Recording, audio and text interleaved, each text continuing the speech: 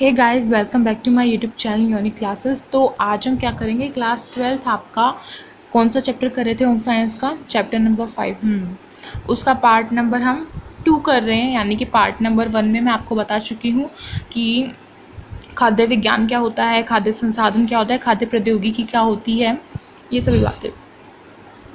और हमने लास्ट कहाँ तक पढ़ा था, अपना जीवाणुओं के प्रकार पढ़े थे।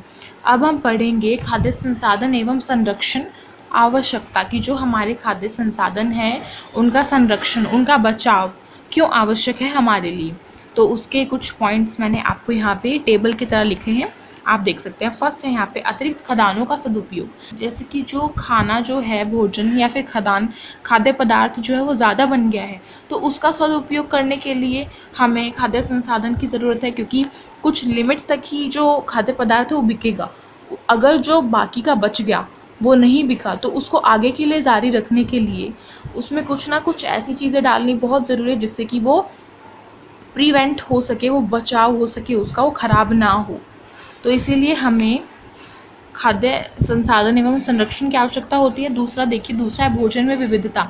जो हमारे भोजन है उसमें काफ़ी प्रकार, बहुत विविधता है, बहुत ज़्यादा उसमें, मतलब अलग अलग वेराइटीज़ हैं। जैसे कि अब आप स्टेट्स से ही लगा के चल सकते हैं। बिहार का कुछ खाना होता है और कोलकाता का कुछ होता है, केरला का कुछ होता है, दिल्ली का कुछ होता है। तो इस तरीके से जो हमारा खाना है, हमारा भोजन है, उसमें बहुत विविधता है। एक जैसा खाना तो पूरा इंडिया नहीं खाता है। तो उसको किस तरीके से बचाना है, उसका संरक्षण कैसे करना है, उस चीज़ के लिए आवश्यकता होती है। कोई खाना जल्दी ख़राब हो जाएगा, कोई खाना बहुत टाइम तक चलेगा। ठीक है। फिर थर्ड है धन की बचत। इसमें जो पैसे हैं, जो पैसा खर्च होता है, उसमें बचत आती है।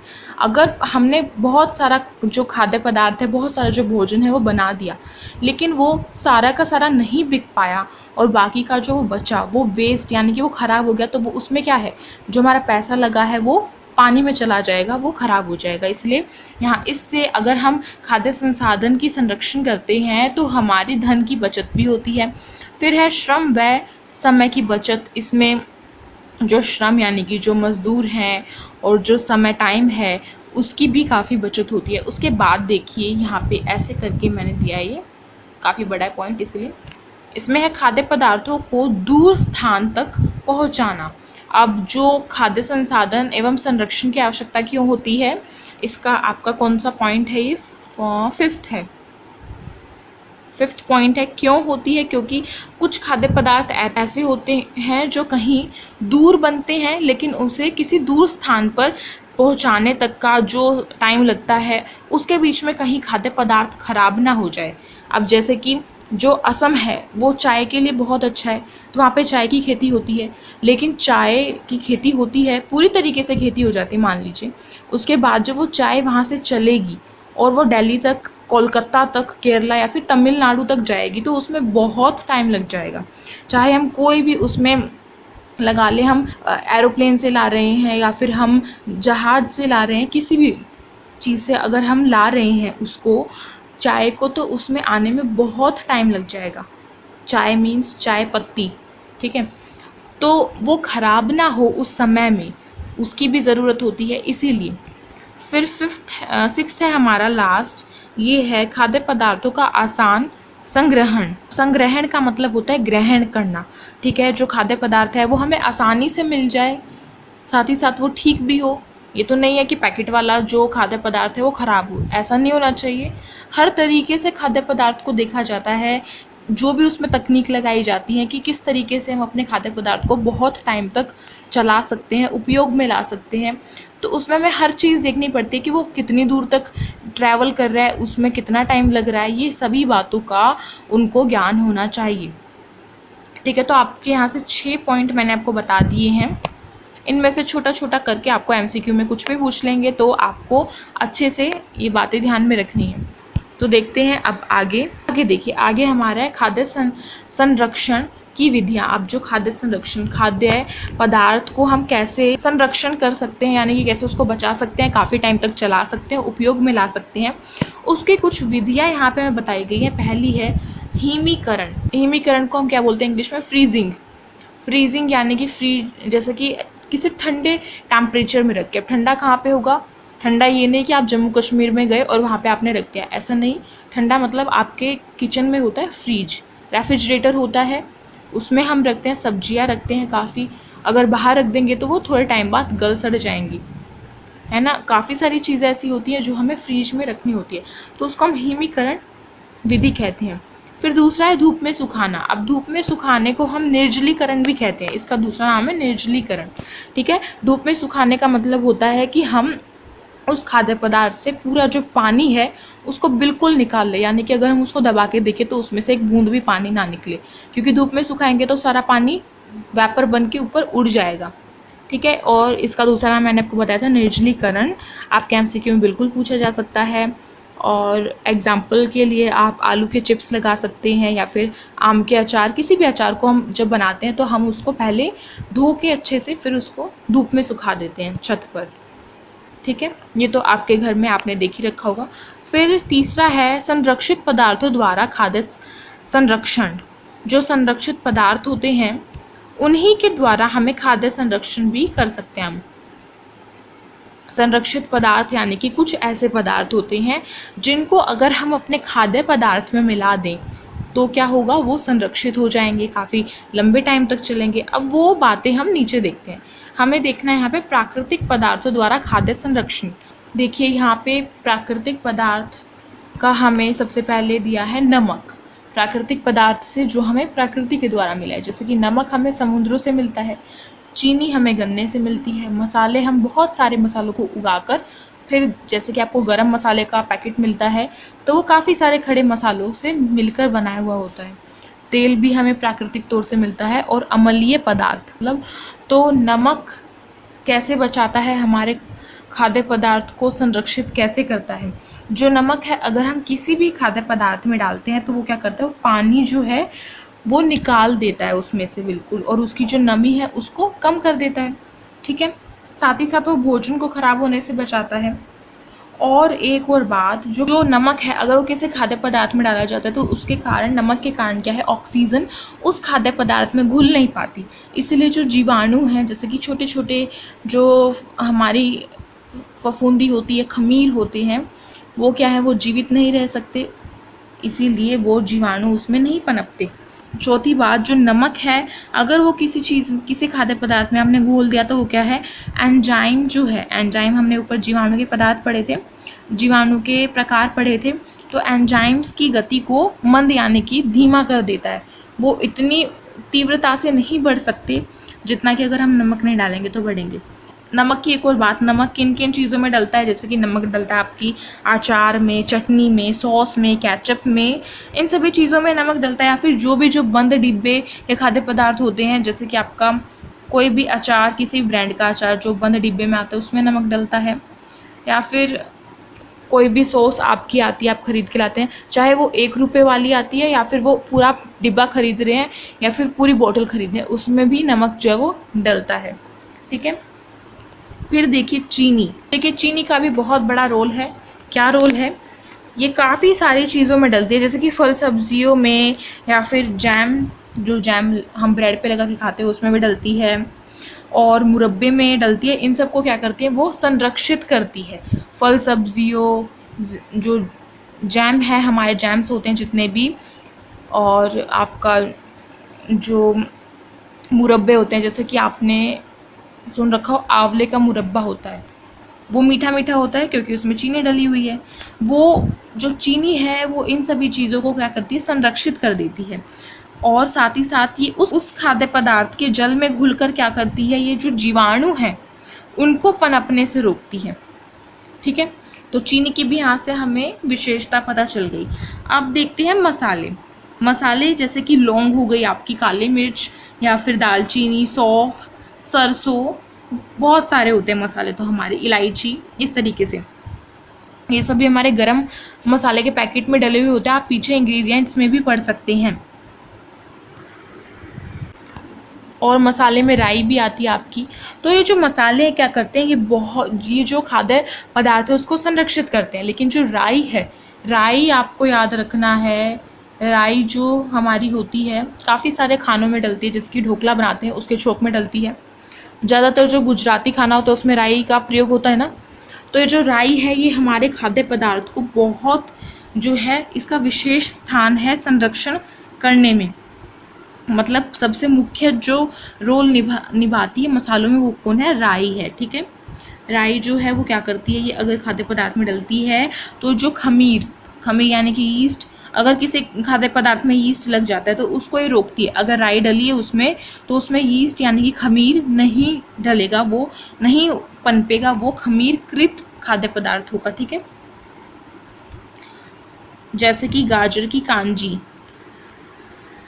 अब गाजर की कांजी मैंने आपको उदाहरण दिया, तो कांजी का मतलब समझ में ना आया हो तो मैं बता देती हूँ। गाजर की कांजी का मतलब होता है गाजर का अचार।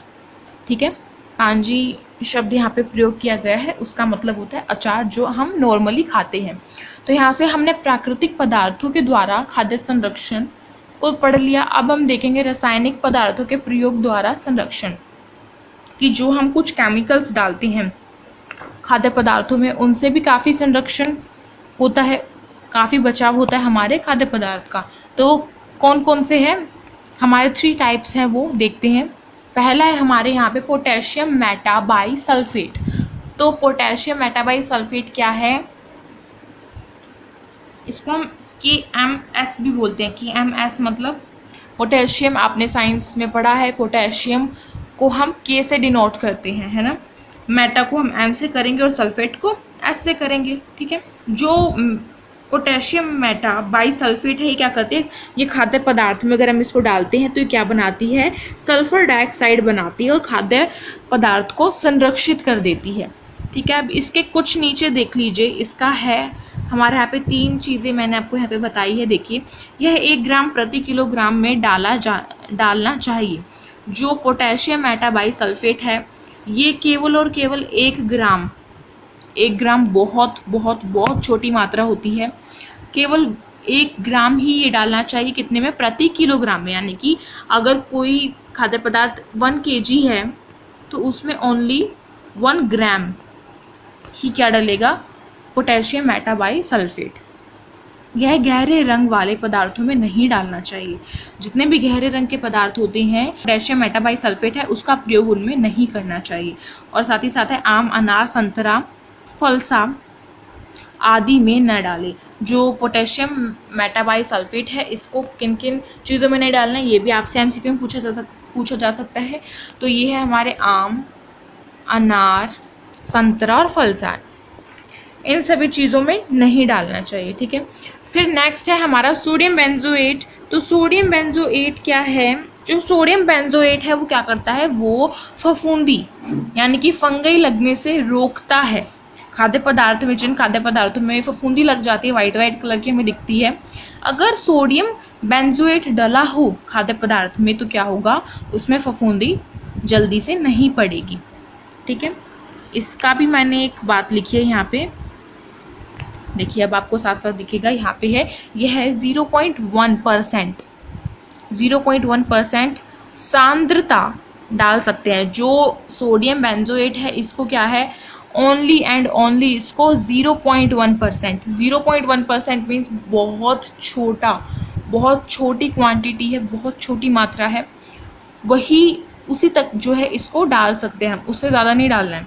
उससे ज़्यादा डालेंगे तो खाद्य पदार्थ वैसे ही ख़राब हो जाएगा या फिर वो नुकसानदायक भी हो सकता है। फिर आपका तीसरा है सिट्रिक एसिड। तो सिट्रिक एसिड तो आप सभी ने पढ़ रखा है अपने साइंस में। सिट्रिक एसिड मतलब कि अम्लीय पदार्थ होता है ये, जिसका प्रयोग किसके लिए किया जाता है, खाद्य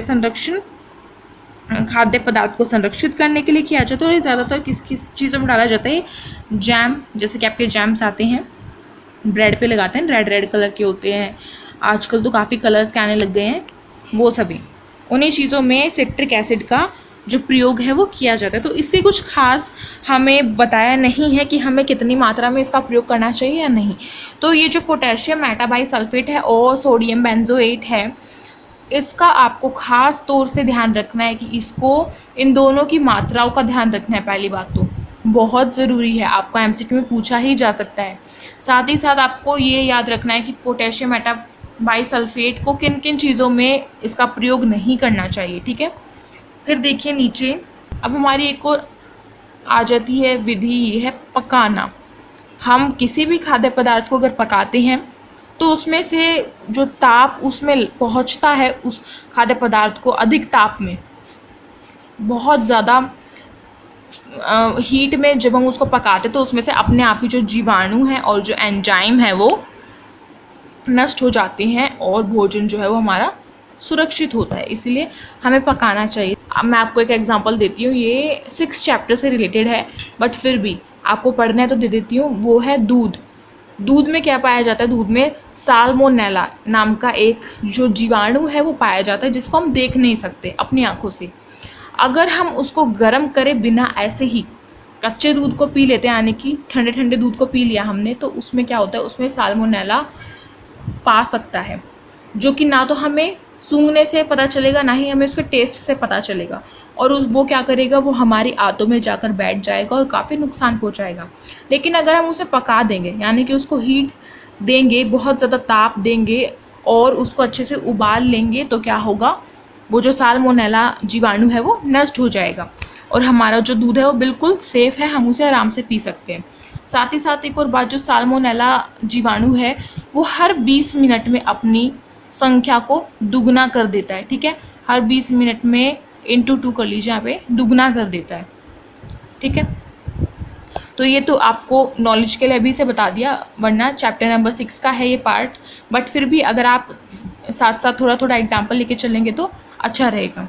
फिर देखिए खाद्य पदार्थ का वर्गीकरण। अब हमने खाद्य पदार्थ का वर्गीकरण किया है कितना, तीन प्रकारों में हमने इसे बांट दिया है। कैसे, वो देखिए। विकार्य।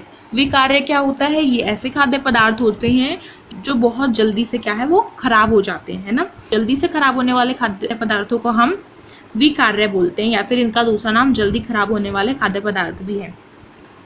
लेकिन हमें दोनों नाम याद रखने हैं, बट ज़्यादातर आपको विकार्य से ही पूछा जाएगा, क्योंकि इससे बच्चे को अच्छे से क्लियर नहीं हो पाएगा अगर हम इसे सीधे पढ़ते हैं तो, इसीलिए।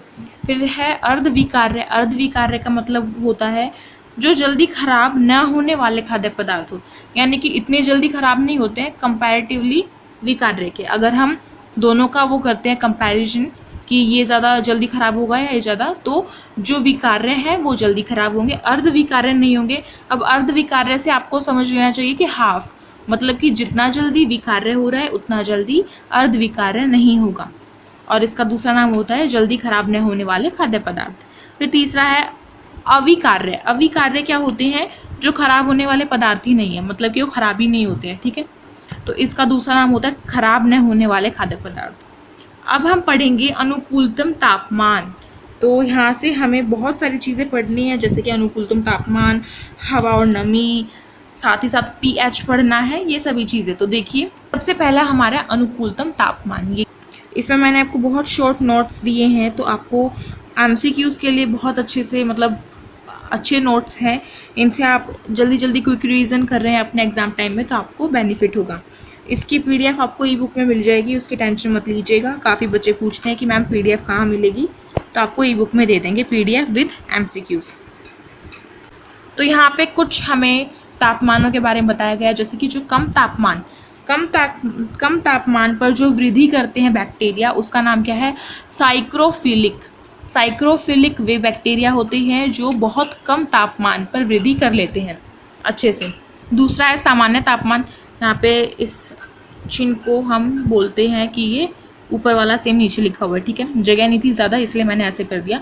सामान्य तापमान पर कौन वृद्धि करते हैं, सामान्य तापमान पर करते हैं हमारे माइक्रोफिलिक बैक्टीरिया। जो माइक्रोफिलिक बैक्टीरिया है वो सामान्य तापमान पर वृद्धि करते हैं। और फिर हमारा आ जाता है अधिक तापमान। अधिक तापमान पर हमारे करते हैं थर्मोफिलिक बैक्टीरिया। जो अधिक, अगर खाद्य पदार्थ का अधिक तापमान है बहुत ज़्यादा, तो उस पर कौन करेगा, थर्मोफिलिक बैक्टीरिया जो है उसकी वृद्धि होगी।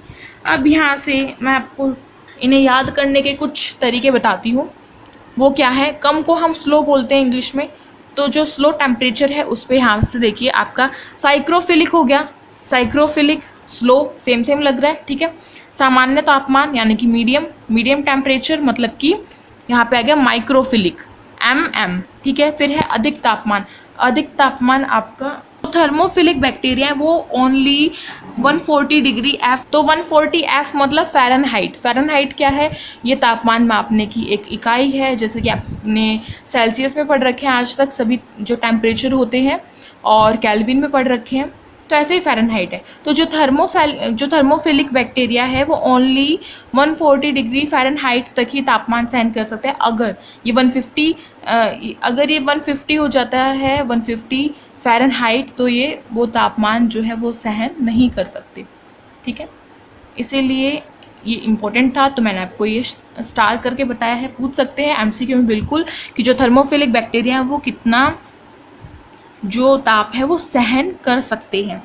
फिर है आपका दूसरा, ये देखिए, तो नेक्स्ट है हमारा, यदि खाद्य पदार्थ में बैक्टीरिया की संख्या कम है, यानी कि कोई भी खाद्य पदार्थ है उसमें बैक्टीरिया की संख्या क्या है? कम है, बहुत कम बैक्टीरिया उसमें, तथा वह कम तापमान पर संरक्षित किया गया है, तो वह अधिक समय तक प्रयोग किया जा सकता है। यानी कि अगर बैक्टीरिया की संख्या कम है और साथ ही साथ उसे कम तापमान पर क्या किया गया है? संरक्षित किया गया है, बचाने के लिए उसको कम तापमान दिया गया है, तो कम तापमान के साथ वो क्या है? वो बहुत अधिक समय तक प्रयोग किया जा सकता है। फॉर एग्ज़ाम्पल आपके लिए एक उदाहरण के तौर पर बताती हूँ, जैसे कि आप फ्रिज में बहुत सारी चीज़ें रखते हैं, अगर आप उन्हें बाहर रख देते हैं तो वो ख़राब हो जाते हैं।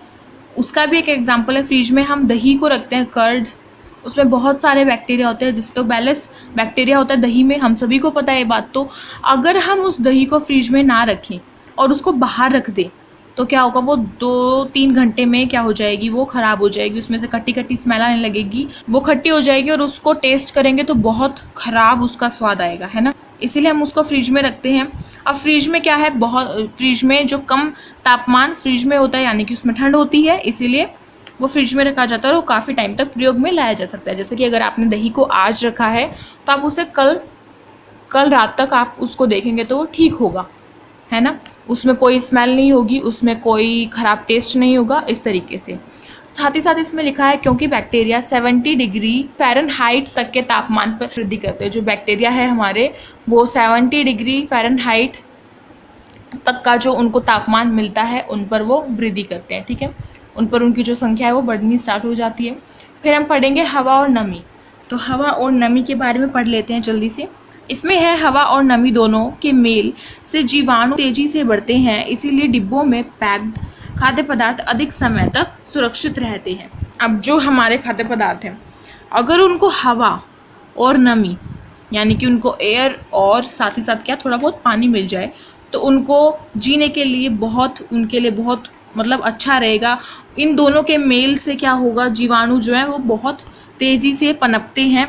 इसीलिए जो हम पैक्ड डिब्बे में जो पैक्ड चीज़ें होती हैं, जैसे कि आपका अचार हो गया, आपका जैम हो गई, काफ़ी सारी चीज़ें, बटर हो गया, ये जो चीज़ें हम यूज़ करते हैं डेली बेस में, ये अगर हम डिब्बों में पैक्ड वाली लेते हैं तो ये अधिक समय तक सुरक्षित रहते हैं, ताकि उनको हवा, अगर डिब्बे में पैक है तो उनको ना तो हवा मिल रही है और ना ही उनको नमी मिल रही है, इसलिए वहाँ पर जो जीवाणु है उनकी पनपने की कोई जो चांस है वो है ही नहीं। तो यहाँ से हवा और नमी क्लियर हो गया। अब इसका भी एक एग्जांपल है मेरे पास, क्या है? अगर बहुत ज़्यादा बारिश का मौसम होता है, जैसे कि जुलाई अगस्त का मौसम जो होता है वो बहुत बारिश हो रही होती है उसमें, उस टाइम पे क्या होता है? उस टाइम पे आप बिस्किट खरीदते तो कभी कभार वो बिस्किट जो है पैकेट खोलने के बावजूद भी उसके अंदर वो सीले सीले से नरम हो जाते हैं। हम तो काफ़ी क्रिस्पी बिस्किट खाते हैं, लेकिन वो थोड़े इतने कड़क नहीं होते हैं, है ना। दूसरा एग्जाम्पल, आप चिप्स का पैकेट खरीद रहे हैं या फिर आप किसी भी कुरकुरे का पैकेट जो है वो खरीद रहे हैं खाने के लिए, तो अगर आप उसको खोल देते हैं और आप पूरा नहीं खा पा रहे हैं और उसको रख देते हैं हाफ ऐसे ही खुला, तो क्या होगा? वो ख़राब हो जाएगा, क्योंकि उसमें हवा जो है वो चली जाती है। ऑक्सीजन की प्रेजेंस में क्या होता है? जो जीवाणु है वो हमारे पनपते हैं, ये बात हमने साइंस में पढ़ रखी है। और उन चिप्स के पैकेट के अंदर क्या होता है? नाइट्रोजन गैस होती है। नाइट्रोजन गैस भरते हैं उस चिप्स के पैकेट में, ताकि वो बहुत टाइम तक क्या है? सुरक्षित रह सके। देखिए पीएच अनुकूलता, तो पीएच अनुकूलता क्या है? तो देखिए पीएच अनुकूलता क्या है? हमारा किसी भी पदार्थ का पीएच उसकी अम्लता और क्षारता को दर्शाता है। तो जो पीएच है, हम सभी को पता है पीएच स्केल जो है वो किसी भी खाद्य पदार्थ के किस चीज़ को दर्शाता है? अम्लता यानी कि एसिड को, और क्षारता यानी कि बेस को। ठीक है, आपने pH स्केल देख रखा है, 0 से 14 तक का होता है, साइंस में बिल्कुल अच्छे से पढ़ रखा है। pH 7 का अर्थ है कि खाद्य पदार्थ उदासीन है। अगर pH 7 होता है, इसका मतलब जो खाद्य पदार्थ है वो हमारे उदासीन है। देखिए, जो pH 7 है उसका अर्थ होता है कि खाद्य पदार्थ हमारा उदासीन है, मतलब कि वो संदूषित है।